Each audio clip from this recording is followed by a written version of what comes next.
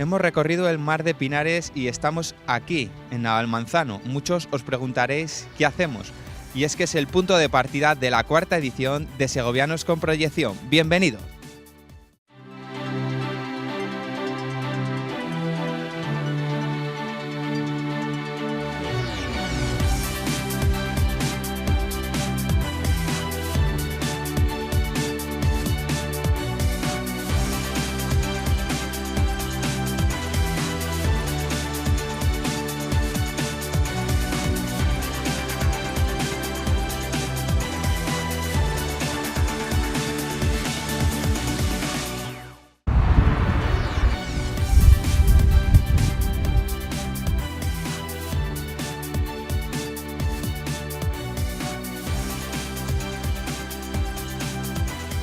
Bueno, Carlos, bienvenido a su pueblo. Gracias, Dani.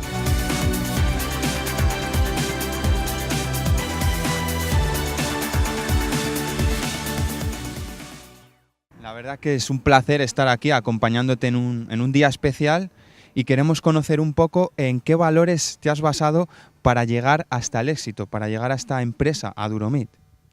Los valores siempre son el trabajo, la constancia, el sacrificio, exprimir el cerebro para ordenar el trabajo. Todo tiene que ser de acuerdo con un buen criterio, con una reflexión, con un estudio y con grandes dosis de trabajo, de ilusión y de sacrificio. Segoviano, vecino de Navalmanzano, ¿cuándo y cómo se va usted a Madrid para crear esta empresa Duromit? ¿Cuándo la crea? Yo de siempre pues tenía mi idea de marcharme a Madrid, cumplido el servicio militar, para poder desarrollar algo que no pude hacer en mi pueblo, estudios. Mis padres no me los pudieron dar y entonces yo tuve la necesidad de prepararme bien, primeramente en Segovia, para después de cumplido el servicio militar trasladarme a Madrid, allí encontrar trabajo y compaginar con estudios, que es lo que no había podido realizar en mi pueblo. ¿Y cuándo crea la empresa? ¿En 1970 se crea Duromit? Sí, primeramente estuve 5 años de empleado en una fábrica de resinas aquí en Segovia, en la Estrada de Cuéllar. Después en Madrid inmediatamente encontré trabajo. Estuve en una empresa constructora, Cotos, constructora de obras y pavimentos, 10 años. Y finalmente en otra empresa también de la construcción, Cauco Sociedad Anónima, que hacía impermeabilizaciones asfálticas. Y al cesar la actividad de esta empresa, yo me quedé sin trabajo porque esta empresa desapareció y entonces es cuando ya creé mi propia empresa Duromit, en el año 1970. Pues si le parece vamos a conocer cómo es Duromit, una empresa líder en el sector de suelos agroalimentarios. Duromit es la empresa líder en el sector de suelos para industrias agroalimentarias. Está avalada por sus más de 30 años y más de 3 millones de metros cuadrados instalados. Tiene su sede en Madrid, aunque cuenta con un almacén en Torrejón de Ardoz y una fábrica en Almorox. También cuenta con sede en Cataluña. En los últimos meses de la vida de esta empresa, yo vi que allí se iba a hacer un pavimento, miles de metros de pavimento, y yo ya, claro, estaba, pues en fin, como el que se va a tirar de un barco, viendo dónde me tiraba, pudiéndome agarrar a un sitio donde poderme mantener después. Y entonces me interesé por ese pavimento de origen alemán, que una ingeniería francesa es la autora del proyecto, era la autora del proyecto de ese matadero, y entonces había proyectado que ese matadero se ejecutase con el pavimento Duromit, que era el que en Europa se ponía, pues en fin, por sus mejores características y tal. En conocimiento de eso, yo me interesé y me dijeron que tenían que instalarlo una empresa francesa porque en España no había instalador de Duromit. El Duromit, oriundo de Alemania, tenía instalador en Francia, pero no tenía en España. Digo, no lo contratéis, había hecho amistad con el jefe de la obra, no lo contrates a la firma francesa. Yo soy capaz de crearte una empresa, he aprendido cómo se puede hacer este pavimento, y yo crearé una empresa, ahora que se va a cerrar la mía, para aplicar en España el pavimento Duromit que viene en proyecto. Nada, la única me dijo el jefe de obra, yo soy el responsable de la contratación, con tal de que yo ponga el pavimento de marca Duromit, venga de Francia, venga de Alemania, venga de España, y entonces ahí nació mi empresa. Yo Cuando vi que estaba a punto de cerrar la empresa, vi la oportunidad de crear la mía propia y así nació Duromit. Una especialización llevada a cabo en el sector agroalimentario, y es que esta empresa ha trabajado en mataderos de Rusia, Argentina, Marruecos, Cuba o Francia. Mi empresa, yo me he especializado en el sector alimentario. Una vez que ya hice la Ford de Almusafes, Aluminio Español, Iberia Barajas, que también hice otros 30.000 metros, pues ya me centré más en el sector cárnico, porque se creó una profusión tan enorme de empresas de pavimentos que yo vi, pues en fin, que tenía que centrarme en una especialidad porque no podía competir con las multinacionales que ya vinieron a España, con cientos de catálogos en los productos que parecen diccionarios, y entonces opté por especializarme en uno.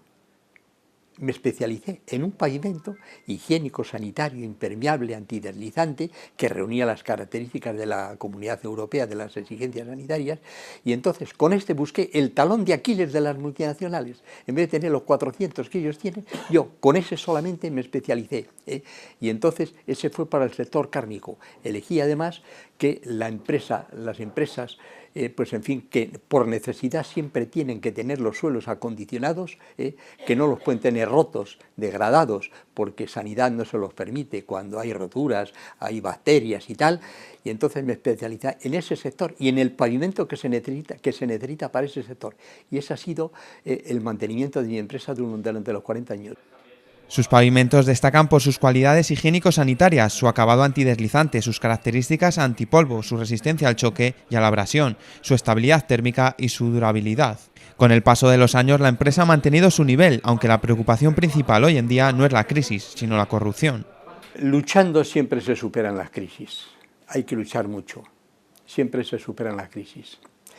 Las otras han sido más leves, porque eran, pues en fin, las crisis han sido pues como un diente de sierra, años de subida, luego años de bajada, luego años de subida otra vez.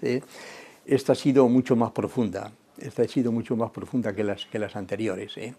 Y entonces, pues como decía antes, de no haber aprendido bien de las anteriores, ha sido pues mucho más dolorosa. Y en esta ya lo que se ha operado es algo que a mi empresa y al país en general está haciendo más daño que la crisis, y es la corrupción. Nosotros estamos en un 50% afectados por la crisis y en un 50% afectados por la corrupción, porque los empresarios, en vez de investigar, en vez de desarrollar, en vez de ser emprendedores, pues van a lo fácil, y entonces abaratan los productos ante la escasez de demanda que hay, pues en fin, por no cerrar sus empresas, hay más oferta que demanda, bajan los precios. Y entonces no bajan los precios, bajan las calidades. Duromit garantiza sus pavimentos de gran calidad con su personal técnico y mediante la aplicación por parte de instaladores propios con amplia experiencia. Si nosotros nos hemos mantenido durante las 3 primeras crisis, y esta ha sido porque la calidad para nosotros ha sido intocable. Hemos rebajado los precios, hemos reducido nuestros márgenes comerciales, para no perder, pero para mantenernos, endeudándonos. Yo he tenido endeudados hasta todos mis bienes personales para responder de las operaciones de la empresa ante los bancos. Y entonces, gracias a ese endeudamiento, a ese sacrificio, a esa austeridad, a no tocar la calidad, a no desvirtuar la calidad, me he mantenido. Las empresas que han bajado precios, rebajando calidades, espesores, adulterando, han desaparecido por centenares. El anhelo siempre de Carlos Pérez ha sido construir una fábrica en su Navalmanzano natal. Tengo un proyecto para montar la fábrica en Navalmanzano. Ahí tengo el proyecto. Hay una ingeniería segoviana, Amaranto Social Limitada, Julio González, bueno, pues que me hizo el proyecto para instalar mi fábrica en Navalmanzano, porque nosotros tenemos la fábrica en Almorós, y lo de la fábrica en Almorós fue una de tantas odiseas como a mí me han pasado en la vida. Nosotros tenemos en Torrejón de Ardoz, hay un polígono industrial que se llama Parque Empresarial Las Monjas, no sé si lo conocerán. Sí, me suena. Sí. Parque Empresarial Las Monjas. Bueno, pues yo compré ahí, quise comprar 2.000 o 3.000 metros cuadrados de terreno para tener fábrica, almacenes, talleres y oficinas, todo junto. y entonces no me dieron los metros que yo pensaba, me dieron solamente 1000 y pico, 1500 metros. Con esos 1500 metros digo, bueno, pues voy a convertirlos en 5000, hago una entreplanta abajo de 1500, la planta de calle y luego otra entreplanta y tengo los 4500 que necesito. Esta tierra de pinares es un enclave estratégico importante para haber expandido su negocio. Me venía muy bien porque mi pueblo está en la intersección de 4 carreteras que hay un cruce de 4 carreteras, la que va a Cuéllar-Valladolid, la que va a Segovia por el sur, al norte Cuéllar-Valladolid, a la izquierda Navardioro, Coca, ya dirección también, digamos, Portugal, y luego a la derecha pues va a través de Fuente Pelayo, Aguilafuente, a enlazar con la de Burgos, y entonces era un sitio estratégico para la exportación a Europa, puesto que estábamos a 80 kilómetros de la autovía. Yo sabía que se iba a hacer autovía también de Pinares a través de Valladolid, o sea que fue sentimental por una parte, pero por otra yo sabía que era un sitio estratégico, muy bien comunicado y que iba a estar intercomunicado con Europa, a través de Valladolid, Burgos, Irún y a través también, pues en fin, de Aranda de Duero. 3 de sus 4 hijos, Carlos, Enrique y Jorge, trabajan en la empresa, que ha intentado ser comprada en varias ocasiones por firmas internacionales. Para mí el orgullo es, yo tengo a mis 3 hijos trabajando en la empresa. Mis 3 hijos, cuando empezaron a estudiar ya el bachillerato, pues yo les dije, cuando lleguéis a ser universitarios, elegid la carrera que queráis. Yo no os voy a imponer ninguna carrera. Lo que sí os recomiendo es que tengáis en cuenta que el futuro de Occidente, el futuro de Europa, de Occidente y de España está en la investigación. Dejaros de carreras bonitas y tal, carreras de investigación. Hoy en día, Duromit no saldría adelante sin el trabajo inestimable de los hijos, aunque Carlos sigue muy implicado en distintos ámbitos. Sucede una cosa, yo sin ellos no podría ya llevar la empresa de ninguna manera. Hago unos viajes macarrónicos de levantarme a las 6 de la mañana, regresar a las 10 de la noche, jornadas de 16 y 18 horas, siempre acompañado de uno de mis hijos, pero yo, si no fuera por ellos, yo no podría llevar la empresa. Ahora, lo que sí está clarísimo es que cuando todo el mundo me dice, los amigos, ¿cuándo te jubilas? Digo, mira, yo no me jubilo no por sabiduría, no por inteligencia, no me jubilo porque la experiencia, no la inteligencia, la experiencia y la veteranía no se deben jubilar. La experiencia y la veteranía es un error jubilar a los expertos, a los sabios, mientras yo no me considero sabio, pero sí, pues en fin, experto y con conocimientos. La experiencia no se debe jubilar nunca. A pesar de vivir en Madrid desde hace casi 60 años, Carlos sigue muy ligado a sus orígenes. Tuve unos años que me costó trabajo, porque entonces no tenía vehículo, no podía ir a mi pueblo, y cuando al cabo de 8 o 10 años de no ir por allí, fui un día, en cuanto salí de los Pinares de Carbonero, pasado el río Eresma, el río Pirón, y llegué a divisar lo que se veía ahí en mi pueblo, la torre de mi pueblo, no pude contener la emoción. O sea, la patria chica tira, eso es evidente.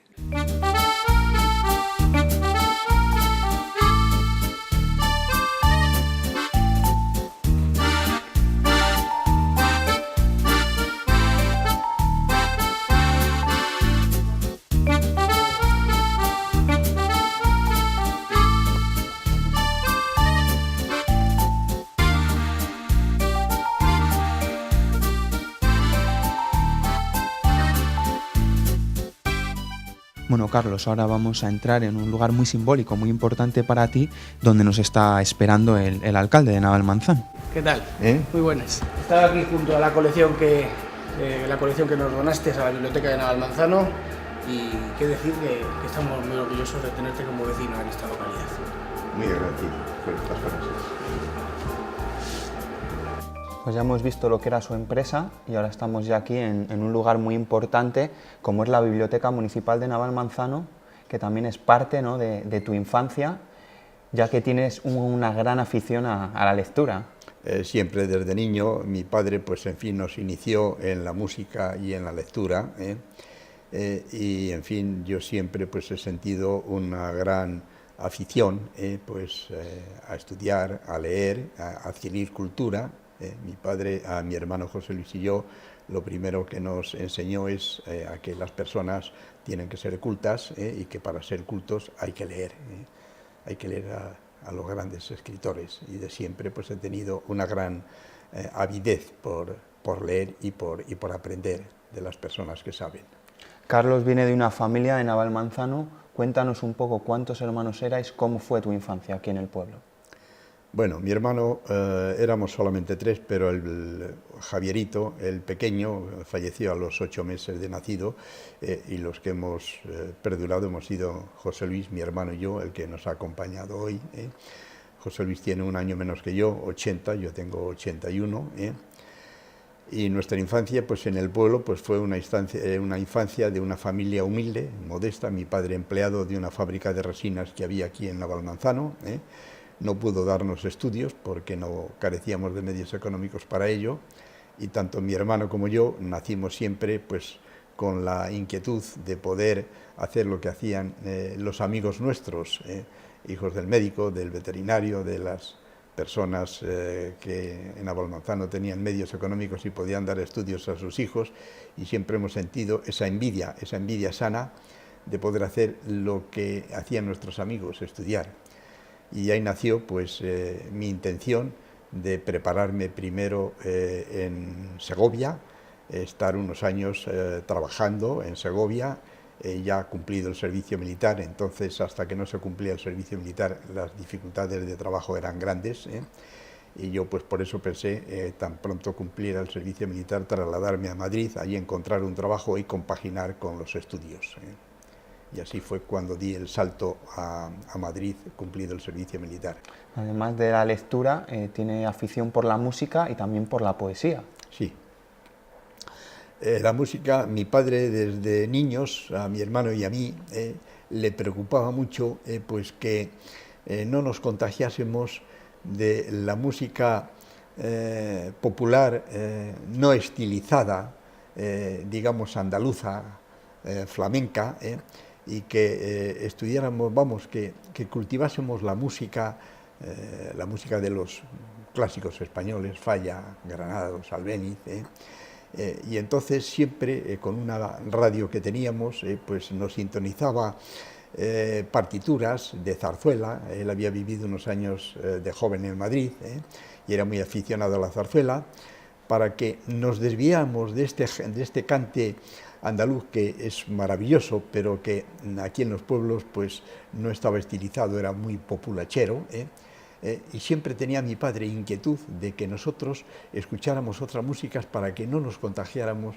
de este cante populachero no cultivado, porque hay que reconocer que tanto Falla como Albéniz se inspiraron en el cante andaluz, pero lo idealizaron. Y entonces pues de ahí nos vino tanto a mi hermano como a mí pues la afición a la música. A mí me afectó más la música que a mi hermano. Y claro, la música y la poesía, pues en fin, están muy unidas. Además tiene el balcón literario, que lo denomina así, donde se recogen todos sus poemas. Sí. El balcón literario ya, pues en fin, ha transcurridos años en Madrid. Tenemos una revista, había una revista que existe todavía, se llama Cárnica 2000, donde yo hice una gran amistad con el entonces director Carlos Ayala, y entonces pues le dije que en mis viajes, en mis esperas en los hoteles, en los aeropuertos, pues a veces me daba por escribir artículos de viajes, de vivencias, inclusive poesía, y que se lo iba a mandar para, si él creía conveniente, pues en fin, publicarlos. Y inmediatamente lo aceptó, y es cuando creé el espacio llamado El Balcón Literario. Además de esas anécdotas que nos estás contando, también tienes alguna anécdota en el balcón en el salón de baile de Navalmanzano. Bueno, sí, en el salón de baile yo era un gran bailarín, me gustaba mucho bailar, y os voy a comentar una anécdota que Luis recordará, a un médico que tuvimos aquí en Navalmanzano, se llamaba Fernando Quiroga, que era un médico, pues que como todos los médicos era muy observador. Y entonces cuando me marché y me despedí de él, me dijo: Carlos, te marchas a Madrid habiéndome dejado con una incógnita de no haber descubierto el porqué de tus arranques cuando estás bailando. Dice, porque eres el único del pueblo y de muchos pueblos que he visto que según vas bailando, a veces irrumpes con unos arranques, pues en fin, improvisados, que me llaman la atención. Y siempre que te veo, sobre todo en la plaza, en el salón de baile, como había limitación de espacio, no podía yo desarrollar estos arranques impetuosos que tenía. Era en la plaza, en las fiestas del pueblo, y cuando 2 o 3 veces al año pues había algún acto en la plaza. Era en la plaza cuando yo tenía espacio para desarrollar estos impulsos. Y entonces pues yo me quedé extrañado de lo que me había dicho don Fernando. Y después tuvieron que pasar por lo menos 15 o 20 años, cuando ya siendo empresario, que con motivo de mi actividad laboral he tenido que viajar muchísimo para mis asuntos de empresa. Siempre iba acompañado de la música, siempre iba acompañado de...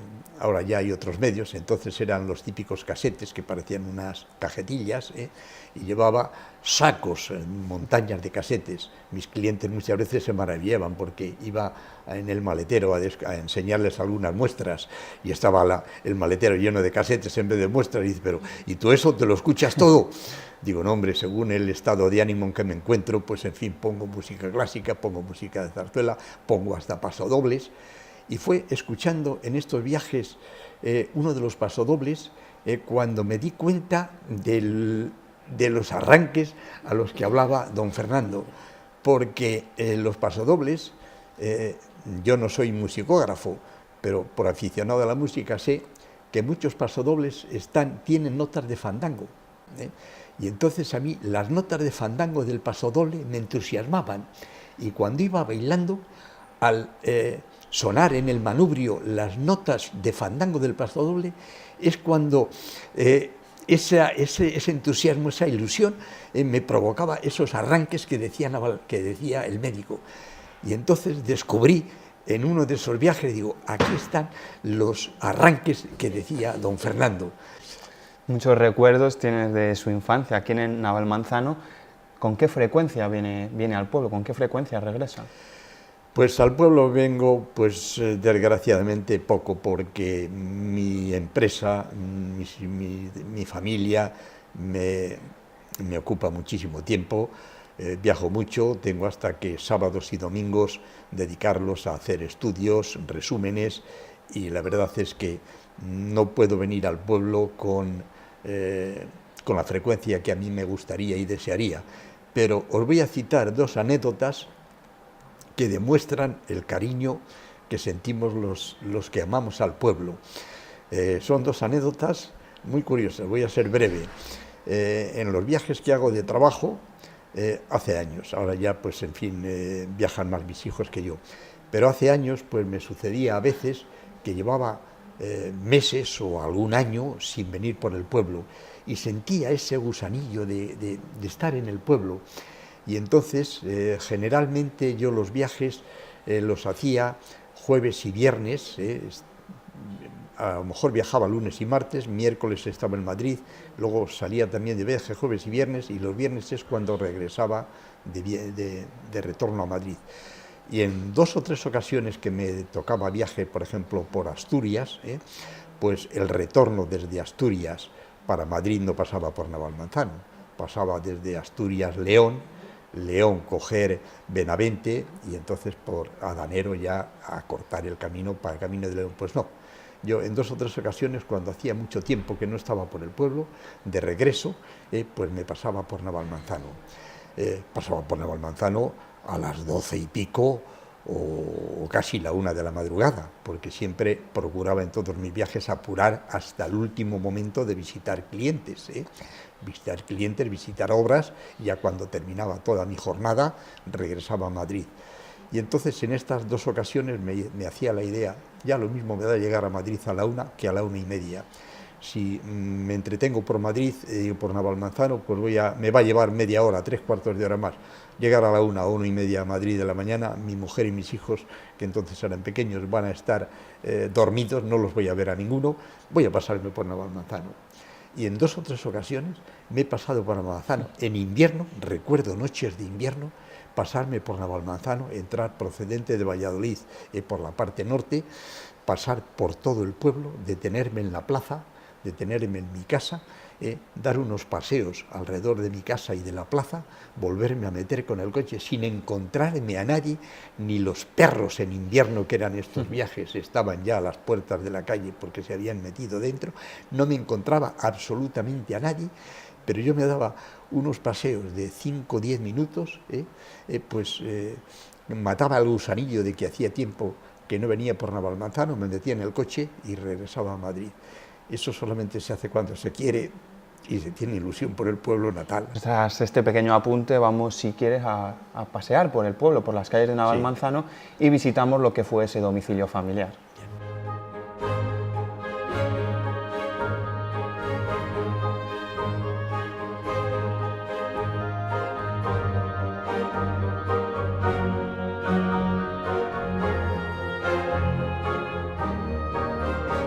Bueno, pues vamos ahora a conocer también lo que es el domicilio familiar donde se desarrolló toda la infancia, y estamos también acompañados de su hermano José Luis, al que vamos a saludar. Hola, José Luis. Sí, es un placer veros y estar con vosotros, y un placer estar con mi hermano también aquí. Lo que tenemos aquí detrás fue el domicilio familiar donde pasasteis la juventud y todos los momentos de infancia. ¿Cómo era Carlos de pequeño? ¿Nos lo puedes contar? Mi hermano era muy dinámico y ya desde pequeño ya demostraba que iba a ser un hombre activo, dinámico, y lo que luego demostró siendo un gran empresario y un hombre muy válido para las actividades del comercio. Si quieres apuntar algo sobre lo que fue su casa, donde pasó la infancia. Antes de nada, lo primero que quiero decir es que José Luis, mi hermano, las aficiones literarias que yo tengo, en ellas él me supera. Mi hermano, debemos tener alguna pequeña vena literaria en la familia, porque él ha sido quien primeramente empezó a escribir. Yo he continuado escribiendo después, pero José Luis tiene más cultura que yo, es más inteligente que yo. Tiene más tiempo, y tiene, pues en fin, más viscómica poética que yo. Escribe mejor poesía, escribe mejores artículos. En el balcón literario escribimos los dos. Yo inicié primeramente mis andanzas y luego él ha continuado escribiendo artículos de historia, de arte, porque tiene una gran cultura histórico-artística, equivalente a muchos profesores y hasta catedráticos, y sobre todo poesía escribe muy bien. Él sí que sabe poesía, yo cometo poesía, él no, él sabe la métrica poesía y sabe escribir poesía. Vamos a seguir recorriendo estas calles de Navalmanzano para seguir recordando cómo fue vuestra infancia aquí en este pueblo.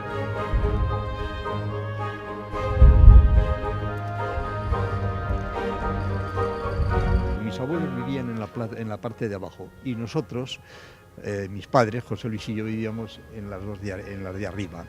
Entonces, en esta habitación del centro que da a esta calle, en los largos puestas del sol estivales que duraban una hora, había un momento de estos que todos los gatos son pardos, que no se veían bien el perfil de las personas, el rostro, y mi madre se sentaba aquí para distraerse hasta que venía la luz, a las 11 de la noche, se sentaba en un banquito distrayéndose viendo pasar la gente. Yo entonces pues tendría entre 6 y 8 años, no sé si tenía 6 o 8 años por ahí, y yo estaba jugando con mis pequeños juguetes en esta habitación de al lado.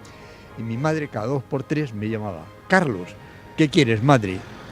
¿Quién es aquel que viene por allá? Porque ella, pues, que tenía muy buena vista, no acertaba a conocer a los que venían. Y yo me conocía a todo el pueblo, absolutamente a todo el pueblo, a mis 6 o 8 años, por la forma de andar, por el bulto, ella era incapaz. Y entonces, pues yo, fulanito, me metía a los 2 minutos otra vez. ¿Y este que viene ahora quién es? Menganito y tal. Una de las veces recuerdo que me pregunta, ¿y ese quién es? Pues fulanito, y me quedo allí al lado de ella. No, que ya te puedes marchar, ya te puedes marchar. No, es que detrás viene fulanito y me vas a preguntar quién es, y por eso me quedo aquí para decírtelo. Conocía a todo el pueblo por la forma de andar. Era la hora de los gatos pardos, que les viese de frente, les viese de espaldas por la forma de andar. Si a mí Escolanjar me llega a conocer de pequeño, le dice a mis padres que me secuestran o me llevan, porque conocía a todo el pueblo por la forma de andar a mis 6 o 8 años.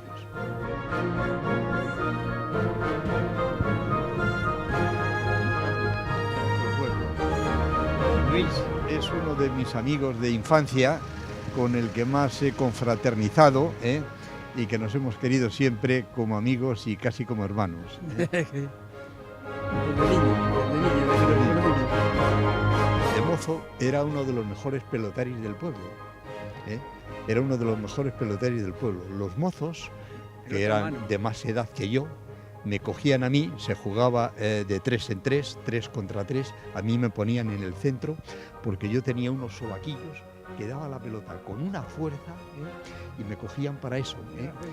Y entonces todavía tengo el dedo derecho ligeramente retorcido de cuando me fallaba y le pegaba, la falange esta, y también la del izquierdo. Este se me rehizo, pero este no se me ha rehecho del todo. Dejé de jugar a la pelota por recomendación del médico, porque vivía allí al lado del frontón, y cogía tales congestiones que yo, que he sido siempre muy congestivo, pues tenía unas hemorragias nasales tremendas. Se lo dijo a mi padre y me prohibieron totalmente jugar a la pelota. Si no, hubiera sido un gran pelotari.